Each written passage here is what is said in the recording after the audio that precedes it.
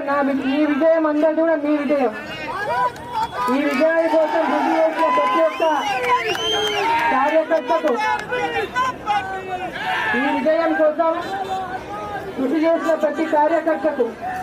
మోదీ గారు మళ్ళీ ప్రధానమంత్రి కావాలని, మోదీ గారి యొక్క సైన్యంలో మనం ఒక సైనికురాలుగా బాబునా నుంచి ఉండాలని మీరందరూ పెద్ద ఎత్తున కష్టించి పగలు రాత్రనక కష్టపడి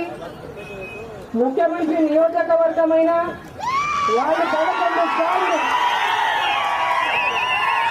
ఆయన 11 సార్లు మన పార్లమెంటులో ప్రచారం నిర్వహించి ఎక్కడ లేని విధంగా ఆయననే పోటీ చేస్తున్నట్టు, ఈ ఎలక్షన్ ఓడిపోతే ఆయననే ఓడిపోయినట్టు ఈరోజు ఆయన ప్రచారం ఏదైతే చేస్తున్నాడో, ఒక ముఖ్యమంత్రి తన అధికారులన్నీ కూడా పూర్తిగా భయపడించి క్షేత్రస్థాయి వరకు అనేక రకాలుగా అందరినీ ఫోన్లు చేసి డబ్బులు మంచి 1000 రూపాయలు 1500 లెక్క ఓట్లకు పంచినా కూడా పాలమూరు పార్లమెంట్ నియోజకవర్గంలోని నా అక్క చెల్లెళ్ళు, అన్న తమ్ముళ్ళు, యువకులు అందరూ కూడా మోదీ గారు ఉండాలి,